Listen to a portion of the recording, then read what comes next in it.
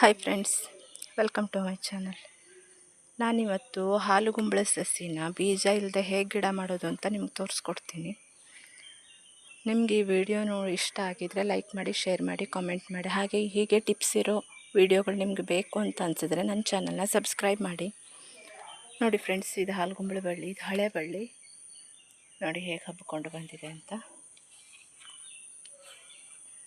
ನಾನು ಯಾವಾಗಲೂ ಬೇಸಿಗೆನಲ್ಲಿ ಬೀಜ ಹಾಕಿ ಗಿಡ ಮಾಡ್ಕೊಂಡಿರ್ತೀನಿ ಇಲ್ಲಿ.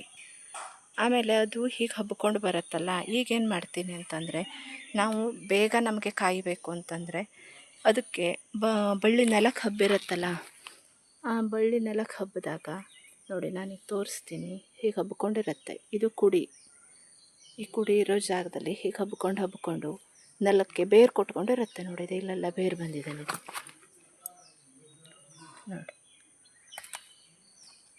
ನೋಡಿ ಪ್ರತಿಯೊಂದು ಎಲೆ ಇರೋ ಜಾಗದಲ್ಲೂ ಹೇಗೆ ಬೇರು ಬಂದಿದೆ ಅಂತ.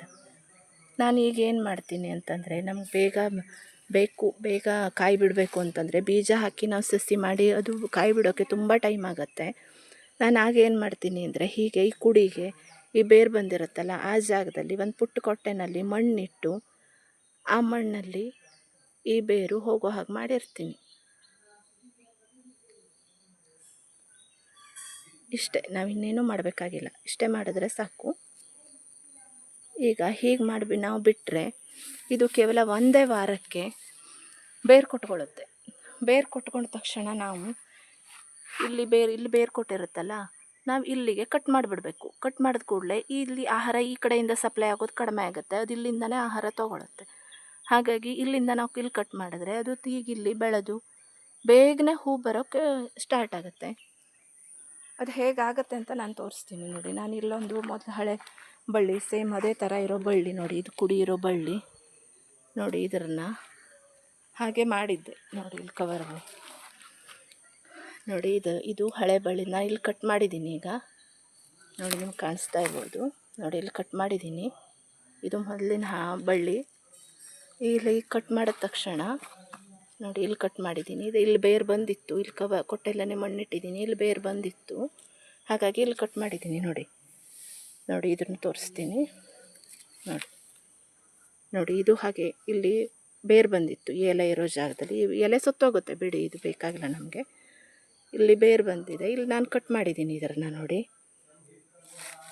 ಈಗ ಇದು ಹೇಗೆ ಬೇರು ಬಂದಿದೆ ಅಂತ ತೋರಿಸ್ತೀನಿ ನೋಡಿ ಫ್ರೆಂಡ್ಸ್. ನೋಡಿ ಹೇಗೆ ಬೇರು ಬಂದಿದೆ ಅಂತ. ನಾವೀಗ ಇದನ್ನು ಹೀಗೆ ಎತ್ಕೊಂಡು ತೊಗೊಂಡೋಗಿ ಎಲ್ಲಿ ಬೇಕಾದರೂ ತೊಗೊಂಡೋಗಿ ನೆಟ್ಕೊಳ್ಬೋದು. ಇದು ಬೇಗ ಹೂ ಬಿಟ್ಟು ಕಾಯಿ ಬಿಡೋಕ್ಕೆ ಸ್ಟಾರ್ಟ್ ಆಗುತ್ತೆ. ನಾನು ಇದನ್ನು ನೆಡಬೇಕು ಇವತ್ತು ಅಥವಾ ನಾಳೆ. ನೋಡಿ ಹೇಗೆ ಬೇರು ಕೊಟ್ಕೊಂಡಿದೆ ಅಂತ. ಇದು ತುಂಬ ಈಸಿ ಮೆಥಡ್. ನಾನು ಹಾಗಾಗಿ ಇದು ಬಳ್ಳಿನಲ್ಲಿ ಕಾಯಿ ಬಿಟ್ಟು ಕಾಯಿ ಒಣಗಿ ಬೀಜ ಆಗೋದಕ್ಕೆ ಸುಮಾರು 2 ರಿಂದ 3 ತಿಂಗಳು ಬೇಕಾಗುತ್ತೆ ಹಾಲುಗುಂಬಳ ಯಾವಾಗಲೂ. ನಾನು ಅದಕ್ಕೆ ಈ ಮೆಥಡ್ನೇ ತುಂಬ ವರ್ಷದಿಂದ ಯೂಸ್ ಮಾಡ್ತೀನಿ ನೋಡಿ. ನಾವು ಹೀಗೆ ಮಾಡಿಕೊಂಡ್ರೆ ಒಂದೇ ಗಿಡದಲ್ಲಿ ಎಷ್ಟು ಗಿಡ ಬೇಕಾದರೂ ತುಂಬಾ ಬೇಗ ಮಾಡ್ಕೊಳ್ಬೋದು. ಈಗ ನೀವು ಇದೇ ಬಳ್ಳಿನಲ್ಲಿ ಮತ್ತೆ ನಿಮಗೆ ಗಿಡ ಬೇಕು ಅಂತ ಅನಿಸಿದ್ರೆ ಇಲ್ಲೆಲ್ಲ ನೋಡಿ ಬೇರೆ ಬಂದ್ಕೊಂಡೇ ಇದೆ. ಮತ್ತೆ ನೀವು ಇಲ್ಲೆಲ್ಲ ಹೀಗೆ ಮಣ್ಣು ಕೊಟ್ಟರೆ ಇಲ್ಲೇ ನೋಡಿ ಚಿಗುರ್ತಾ ಇದೆ. ಇದು ಮತ್ತೆ ಬೇರೆ ಗಿಡ ಆಗುತ್ತೆ. ನಾವು ಆಗ ಇಲ್ಲಿ ಕಟ್ ಮಾಡಿಬಿಡ್ಬೋದು. ಇದನ್ನು ಕಟ್ ಮಾಡೋದ್ರಿಂದ ಮತ್ತೆ ಬೇರೆ ಹೊಸ ಗಿಡ ರೆಡಿ ಮಾಡ್ಕೊಳ್ಬೋದು. ನಾವೀಗ ಇದು ಒಂದೇ ಗಿಡದಲ್ಲಿ ಎಷ್ಟು ಎಲೆ ಇದೆಯೋ ಅಷ್ಟು ಗಿಡನ ಬೇಕಾದರೂ ಮಾಡ್ಕೊಳ್ಬೋದು. ಒಂದು 4 ರಿಂದ 5 ಗಿಡ ಬೇಕಾದರೂ ಮಾಡ್ಕೊಳ್ಬೋದು. ಆದರೆ ನನಗೆ ಸಾಕು ಹೇಗೂ ಒಂದೇ ಗಿಡ ನೋಡಿ. ನಾವು ಇದನ್ನು ನೋಡಿ ಹೇಗೆ ಬೇರು ಬಂದ್ಕೊಂಡಿದೆಯಲ್ಲ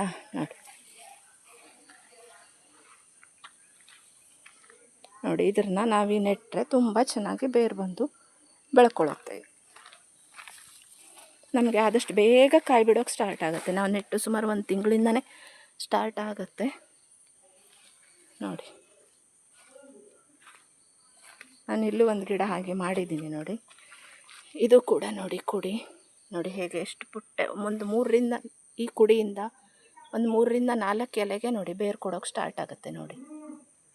ನಾವೀಗ ಇಲ್ಲೂ ಮಣ್ಣು ಕೊಟ್ಟರೆ ಇದು ಹೀಗೆ ಇಲ್ಲೊಂದು ಗಿಡ ಮಾಡ್ಕೊಳ್ಬೋದು. ಆಮೇಲೆ ಇಲ್ಲಿ ಕಟ್ ಮಾಡಿಬಿಟ್ರೆ ಈ ಗಿಡ ಸಪ್ರೇಟ್ ಆಗುತ್ತೆ. ನಾವು ಹೀಗೆ ಬೇರು ಬಂದಲ್ಲೆಲ್ಲ ಮಣ್ಣು ಕೊಟ್ಟರೆ ಎಷ್ಟು ಗಿಡ ಬೇಕಾದರೂ ಮಾಡ್ಕೊಳ್ಬೋದು. ಪ್ರತಿ ಎಲೆಗೊಂದು ಗಿಡ ಬೇಕಾದರೂ ನಾವು ಮಾಡ್ಕೊಳ್ಬೋದು ನೋಡಿ. ಇದು ನೋಡಿ, ಇಲ್ಲಿ ಆಲ್ಮೋಸ್ಟ್ ಇಲ್ಲಿ ಬೇರು ಕೊಟ್ಟುಬಿಟ್ಟಿದೆ ನೆಲಕ್ಕೆ ನೋಡಿ. ಕಿತ್ತು ತೋರಿಸ್ತೀನಿ ನೋಡಿ. ಈಗ ನೀವು ಇಲ್ಲೇ ಒಂದು ಕವರಲ್ಲಿ ಮಣ್ಣು ಕೊಟ್ಟರೆ ಈಗ ಇಲ್ಲೇ ಕಟ್ ಮಾಡಿದ್ರೆ ಇನ್ನೊಂದು ಗಿಡ ರೆಡಿ ಆಗುತ್ತೆ ನಮಗೆ. ಹೀಗೆ ನಾವು ಎಷ್ಟು ಗಿಡ ಬೇಕಾದರೂ ಮಾಡ್ಕೊಳ್ಬೋದು. ಇದೊಂದು ಈಸಿ ಮೆಥಡ್, ನಾನೇ ಕಂಡು ಹಿಡ್ದಿದ್ದೀನಿ. ಸಿಕ್ಕಾಪಟ್ಟೆ ಈಸಿ ಆಗುತ್ತೆ. ಇದರಿಂದ ನಮಗೆ ಬೇರು ಬಂದು ನಾವು ಕಾಯಿ ಬಿಟ್ಟು ಅದು ಒಣಗಲಿಕ್ಕೆ 2-3 ತಿಂಗಳ ಬೇಕು. ಅದು ಒಣಗಿಸಿ ಅದ್ರ ಬೀಜ ಮತ್ತು ಸ್ಟೋರ್ ಮಾಡಿಟ್ಟು ಆಮೇಲೆ ಅದನ್ನು ನಾವು ಯೂಸ್ ಮಾಡಿ ಹೀಗೆ ತುಂಬ ದಿನ ಆಗುತ್ತೆ. ಅದಕ್ಕಿಂತ ಹೀಗೆ ಮಾಡಿಕೊಂಡ್ರೆ ತುಂಬ ಈಸಿ ಮೆಥಡ್. ಈ ಥರ ನಾವು ಗಿಡದಲ್ಲಿ ಈಸಿ ಮೆಥಡನ್ನ ಫಾಲೋ ಮಾಡ್ತಾ ಹೋದರೆ ನಮಗೆ ಗಿಡ ಮಾಡೋದೆಲ್ಲ ಈಸಿ ಆಗುತ್ತೆ, ಬೇಜಾರು ಬರೋದಿಲ್ಲ. ನಮ್ಗೆ ತುಂಬಾ ಯೂಸ್ಫುಲ್ ಟಿಪ್ಸ್ ಇದಲ್ಲವ. ನಿಮ್ಗೆ ಇಷ್ಟ ಆದರೆ ಇದನ್ನು ಫಾಲೋ ಮಾಡಿ, ನನ್ನ ಚಾನಲ್ಗೆ ಸಬ್ಸ್ಕ್ರೈಬ್ ಆಗಿ. ಹೀಗೆ ಇನ್ನೂ ತುಂಬ ಟಿಪ್ಸ್ ಇದೆ ನನ್ನ ಹತ್ರ. ಹೀಗೆ ಇದನ್ನೆಲ್ಲ ನಾನು ನಿಮ್ಮ ಜೊತೆ ಶೇರ್ ಮಾಡ್ತಾ ಇರ್ತೀನಿ.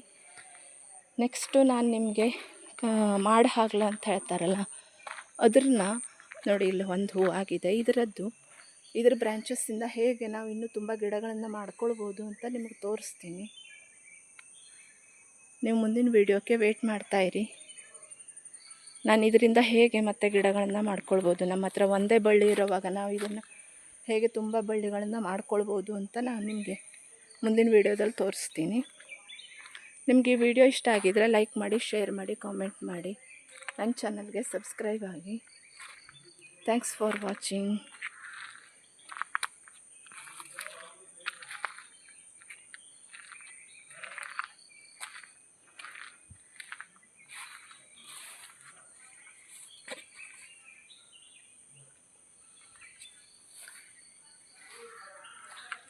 Thank you.